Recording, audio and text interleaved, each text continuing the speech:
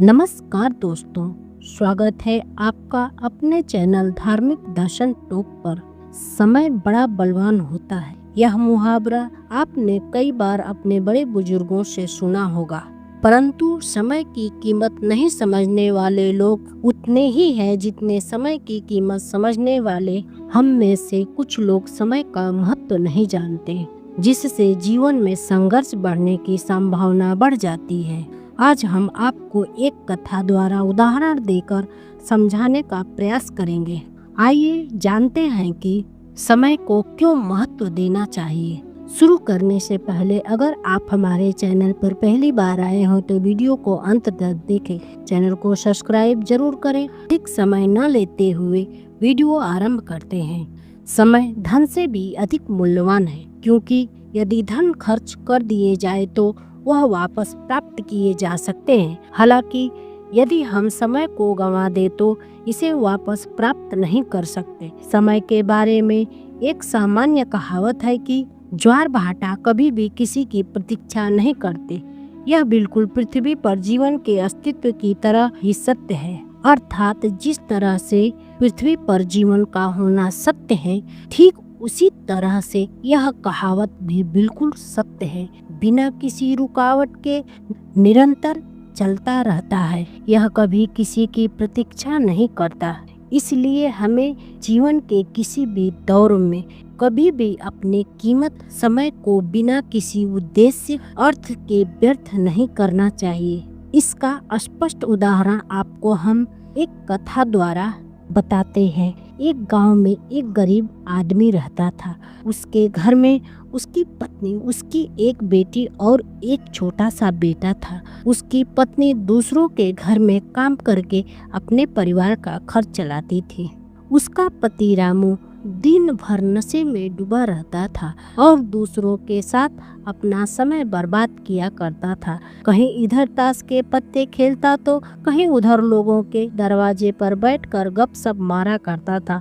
अपने परिवार की चिंता उसे बिल्कुल भी नहीं थी। उसके माता पिता ने उसकी शादी कराकर भूल कर दी थी। बेचारी उसकी पत्नी दिन रात करके अपने बच्चों का पेट पालती थी। यदि उसकी पत्नी एक दिन भी काम पर न जाए तो उस दिन उसके बच्चे भूखे रह जाते थे। इसीलिए उसकी पत्नी हर दिन दूसरों के घर में काम करने जाया करती थी। परंतु रामू को इन सब बातों से कोई फर्क नहीं पड़ता था।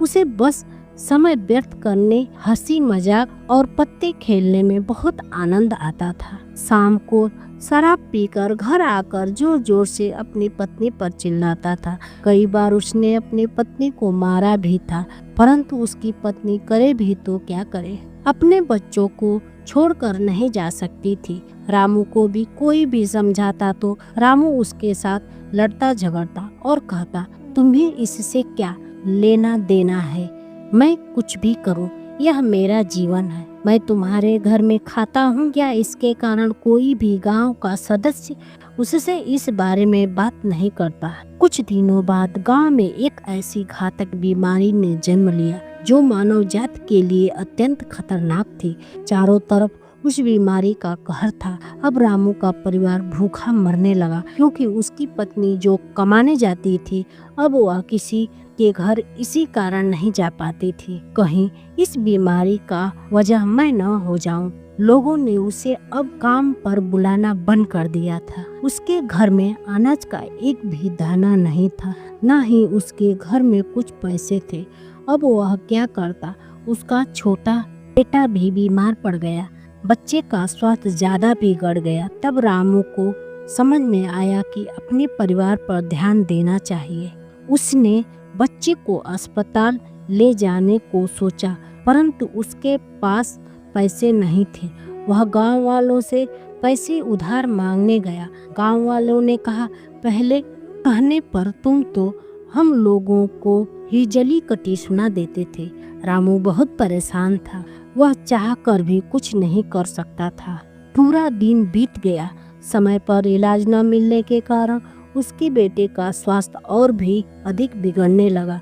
तभी किसी तरह उसकी पत्नी जहाँ काम करती थी वहाँ से कुछ पैसे जुटा कर लाई और रामू अपने बच्चे को लेकर गांव के बाहर एक अस्पताल में गया, परंतु अस्पताल में पहुंचने से पहले ही उसका बेटा मर चुका था। यह देखकर रामू के पैरों के तले जमीन खिसक गई। वह जोर जोर से रोने लगा और कहने लगा कि यह सब मेरी गलती है। मैंने जीवन में कुछ नहीं किया, सिर्फ अपने समय को व्यर्थ किया। यदि आज मेरे पास पैसे होते तो मैं अपने बेटे को अस्पताल जल्दी ला पाता और मेरा बेटा बच जाता। मैंने अपने जीवन में समय को बहुत व्यर्थ किया, परंतु आज मेरे बेटे को खोने के बाद मुझे समय का मूल्य पता चल गया। दोस्तों, हमें अपने समय को व्यर्थ नहीं बल्कि उसका सदुपयोग करना चाहिए, तभी हमें जीवन में सफलता मिल सकती है। इस कहानी में हमें अगर रामू पहले से कोई काम करता होता तो उसके पास पैसे होते और समय पर अपने बेटे का इलाज करा पाता, जिससे उसका बेटा आजीवन जीवित होता। समय अत्यंत मूल्यवान है। धन नष्ट हो जाने पर उसे पुनः परिश्रम से अर्जित किया जा सकता है, परंतु समय रूपी निधि समाप्त होने के बाद पुनः प्राप्त नहीं की जा सकती। यह निधि परमात्मा ने निर्धन, धनवान, ज्ञानी सभी को समान रूप से प्रदान की है। समय के 4 गुण बताए गए हैं। सूर्य 7 रंगों के साथ प्रकाशमान रहता है। जैसे सूर्य की सत्ता संसार में महत्वपूर्ण है, इसी प्रकार समय की भी सत्ता है। जैसे नेत्र दिखने का काम करते हैं, वैसे ही काल भी हम सबको देख रहा है।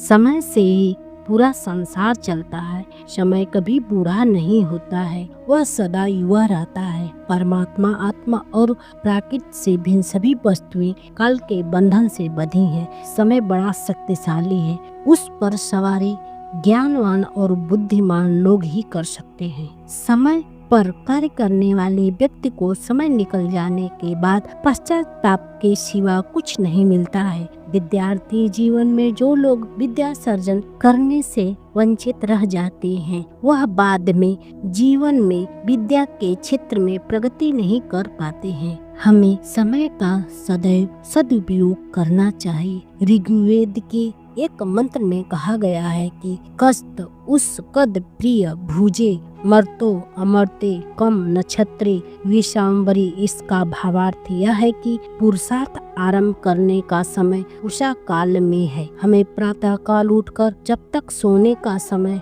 न हो एक क्षण भी व्यर्थ नहीं गंवाना चाहिए। मनुष्य समय की सार्थकता को जानते हुए पुरुषार्थ द्वारा अपना समय सुखमय बना सकता है। समय का सदुपयोग करने वाले व्यक्ति की दिनचर्या नियमित होती है। यदि हमें जीवन में उन्नति के मार्ग पर अग्रसर होना है तो समय का उचित प्रबंधन करना होगा। निश्चित समय पर काम करना महत्वपूर्ण, करते रहने से जीवन में सदा सफलताएं प्राप्त होती हैं। वर्तमान काल में ही समय का सदुपयोग करते हुए कार्य पूर्ण करना लाभकारी होता है। कार्य को भविष्य के लिए स्थगित करते रहने से वह कभी पूर्ण नहीं हो पाता है। जो लोग समय का मान करते हैं वे इसके सदुपयोग से जीवन में सदैव सफलता पाते हैं। आज की यह वीडियो बस इतना ही। अगर आपको हमारी वीडियो अच्छी लगी हो तो लाइक करें, कमेंट करें, हमारे चैनल को सब्सक्राइब अवश्य करें। मिलते हैं एक और ज्ञानवर्धक वीडियो में। तब तक के लिए मस्त रहें, खुश रहें, स्वस्थ रहें। जय जय श्री राम।